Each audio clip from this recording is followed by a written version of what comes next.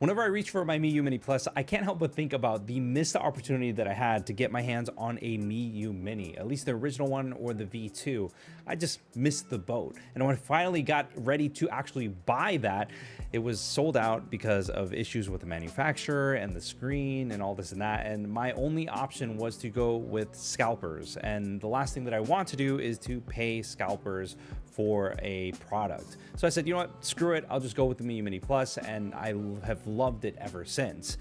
I randomly stumbled onto Miyoo's official store on AliExpress. I was just curious just to see what was on sale, and I saw that the Miyoo Mini V2 wasn't on sale, but actually the V4, and I pulled the trigger. I didn't waste any time. It was $61, free shipping, and after a couple of weeks, I finally got my hands on it. This was the rare novelty handheld that everybody had boasted about, saying that this was an awesome handheld to have and that this was the go-to for a lot of people. So I had high expectations. I had things that I had imagined myself experiencing while playing this handheld.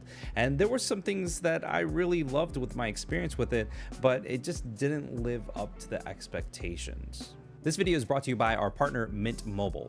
Have you ever looked at your wireless cell phone bill and just thought to yourself, why the heck am I paying so much money for this? Well, you might want to go ahead and consider switching over to Mint Mobile. See, they're built on the nation's largest 5G network, but because they don't have any retail stores or they don't have any salespeople, they can cut down costs and pass those savings on to you. On top of that, they also have family plans that start with just 2 lines, and they currently have a special promotion that ends on October 31st where you can get 50% off their unlimited plan. On top of that, you can manage your family lines through the application, and it only takes about 15 minutes to switch over using an eSIM. So go ahead and scan the QR code that's right over here, or click the link in the description below to learn more about this offer from Mint Mobile. And thanks to Mint Mobile for partnering with us on this video.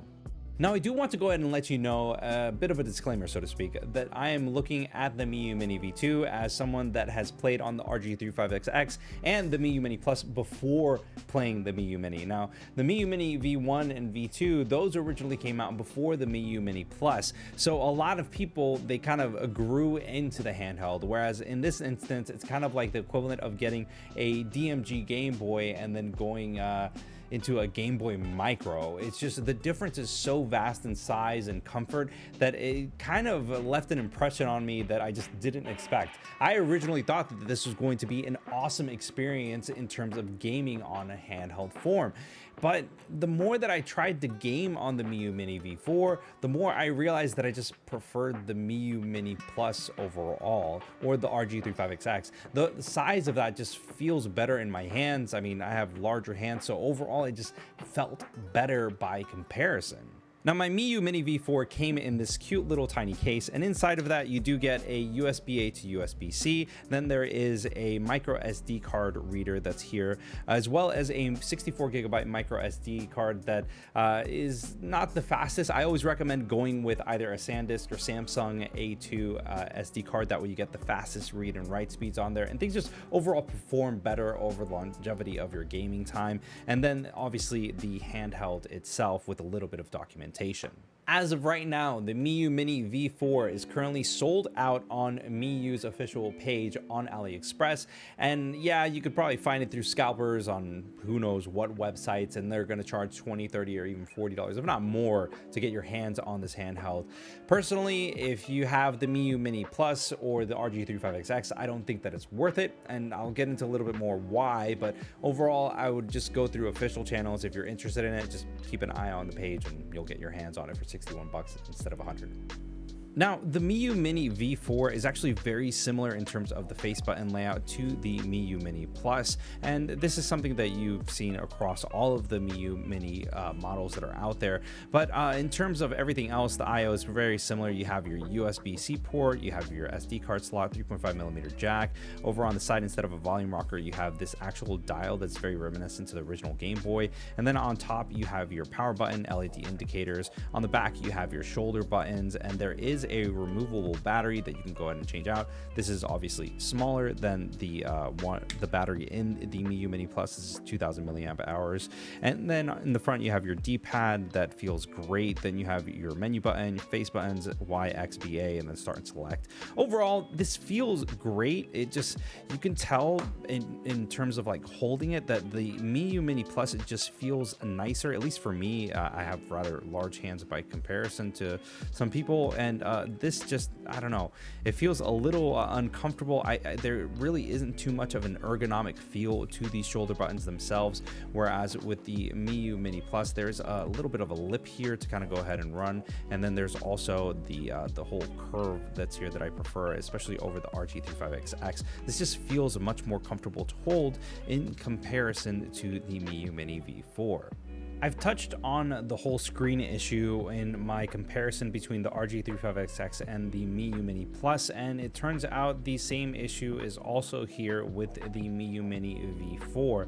As you can see, the colors are a little bit washed out, and there are some settings that I did find looking at Russ from Retro Game Core's video. There were some community adjustments that I could go ahead and put into place on this screen itself in order to make the colors seem a little bit more apparent and less blue and less washed out, but I still think that the screen on the RG35XX is just simply better in comparison to everything else. That being said, looking at the screen here of the Miyoo Mini V4, it leaves a lot to be desired, and there are some issues overall with the pixel count on the screen itself. See, the problem with the screen is the actual hardware itself. The game will go ahead and render it at 480p, and we'll go ahead and try to push it out at 480p, but the screen itself is at 750 by 560 resolution. Now, obviously, there are ways to go ahead and get this set up, but it's locked behind firmware, and we don't have access to that. Community modders don't have access to that, unfortunately. Hopefully, Miyoo will allow us to go ahead and be able to go ahead and get access to that in the future, but as of right now, this is just the issue that we run into. Now, I personally prefer the way that things look on the Miyoo Mini Plus overall in comparison to everything else, but when it comes to color and the way that it looks overall, it looks better on the RG35XX in comparison to the Miyoo Mini V4.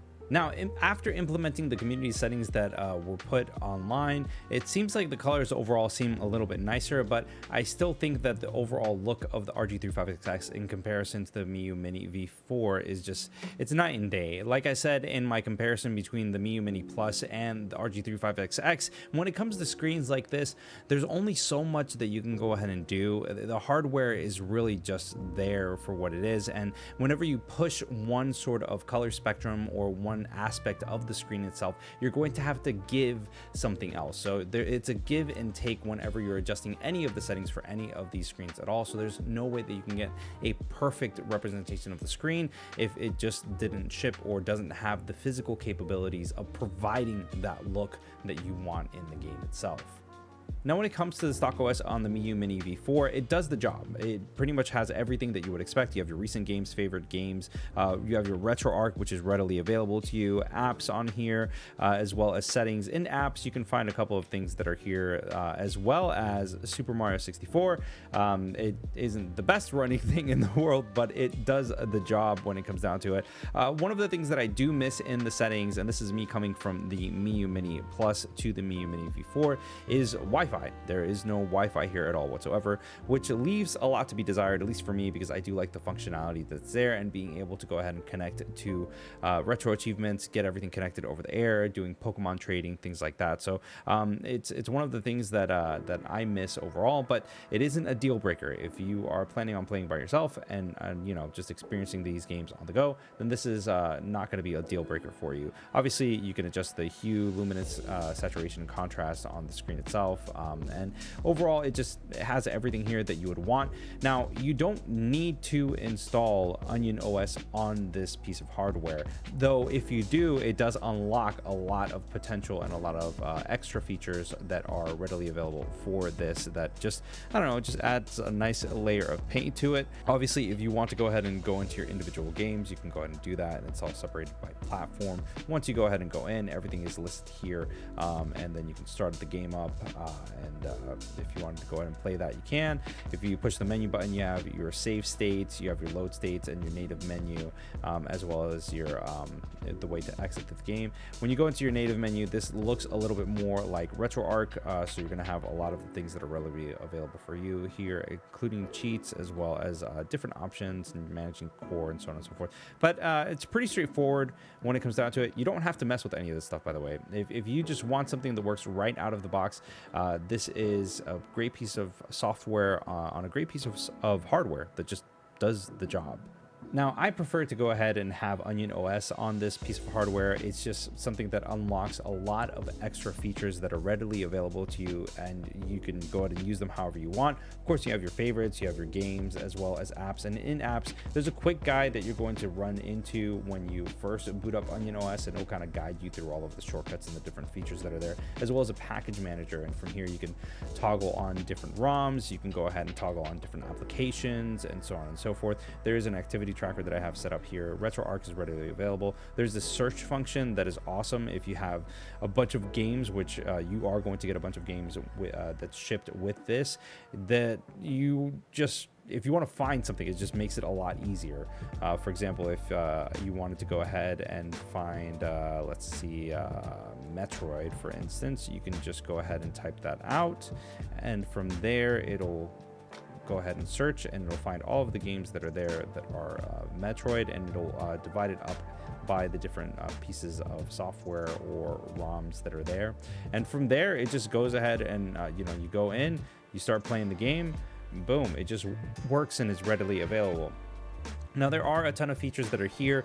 One of the things that I did want to go ahead and mention is the game switcher. So if you push this menu button that's right here in the middle, it'll go ahead and vibrate, and then it'll go into this game switcher option that's here, and it'll just allow you to switch in between the games that you have running. And if you want to go ahead and jump back in, all you have to do is hit A, and it creates a save state, which is awesome, because if I was in the middle of something and I was like, you know what, I don't feel like playing this right now, let me go back to whatever it was, then you can go ahead and do that, and it just makes the game switching experience very, very seamless. If you hold the menu button, it'll go ahead and it'll take you back to the game menu, and it's pretty straightforward in that sense. All of your games are going to be listed and separated by platform, but if you have something that doesn't have anything, like this Poké Mini, for instance, it'll just show it as empty. Obviously, if you go into the settings, if you go into the apps, you go into the package manager, you can toggle on or off different emulators or different platforms, and then from there, you don't have to have this there just to declutter things if you wanted to. But if you do have stuff there, you can hit A, and it'll go ahead and have everything listed and readily available for you to go ahead and play. Let's talk about our likes and gripes. I love the fact that it is, I mean, I can literally hold it in one hand. I can palm it in one hand, and I can just kind of like have that there. It's nice. I like the fact, and because of the size, it's easily pocketable. I mean, I can pretty much fit this into any pocket that I have, and it just is easy to take around. There is a case that it came with, which is nice. I didn't get that with the Miyoo Mini Plus. It just came in a box, which is, I mean, it's nice, it does the job, but I would rather have a protective case that I can take with me to go ahead and take my handheld wherever it is that I want to go ahead and play.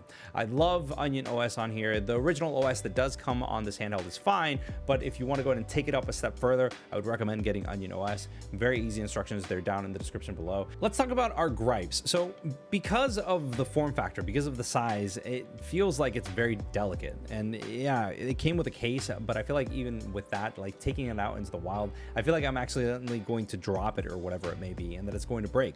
And if it breaks, it's nearly impossible to find. So there's supply issues to also take into consideration. I'm not going to be able to go ahead and find this, in a random store or even in Miyoo's official store online on AliExpress. It's sold out. They're having supply issues galore when it comes to this stuff. So I don't think that I'm going to be able to go ahead and take this out and feel confident in doing so. So I might just put this on a shelf or whatever and just kind of like stare at it and maybe play with it from time to time. But overall, I'm not confident in that sense. I don't like the battery life on it. In fact, going from the Miyoo Mini Plus to this, it leaves a lot to be desired. The battery dies relatively quickly. There are audio issues with the speaker that's there. If I can upgrade it, I might go ahead and do that. But the speaker that comes with the Miyoo Mini V4 just leaves a lot to be desired. The screen, my goodness, the screen. Looking at the colors, even with the community guidelines with getting everything up to par, it just leaves a lot to be desired in comparison to the RG35XX, even in comparison to the Miyoo Mini Plus. It just, I don't know, especially looking at what I saw from Retro Game Core, looking at Russ's video and seeing that the screen resolution is not on par with the games and how they're supposed to go ahead and run. So you're getting what should be a 480 signal and you're putting that into a 520 screen, which just doesn't, or 560, excuse me, which just doesn't do the job. I would rather go ahead and make sure that my games run the way that they should and they're nice and crisp and the pixels are just really beautiful. So it leaves a lot to be desired in terms of like the screen. There's no Wi-Fi. There's only one SD card slot. There's just so many things that it makes it very difficult for me to recommend the Miyoo Mini V4 in contrast to the Miyoo Mini Plus. I don't know. And overall, like, my hands are big.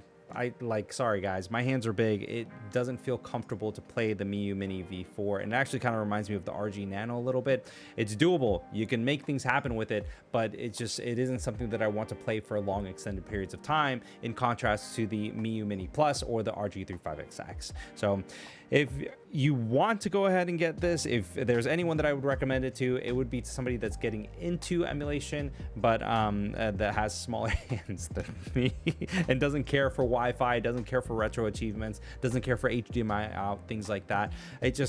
I've naturally been gravitating towards the Miyoo Mini Plus over everything else. So if you want to go ahead and see the differences between the RG35XX and the Miyoo Mini Plus, then click this video over here to get an overall view and comparison between the two.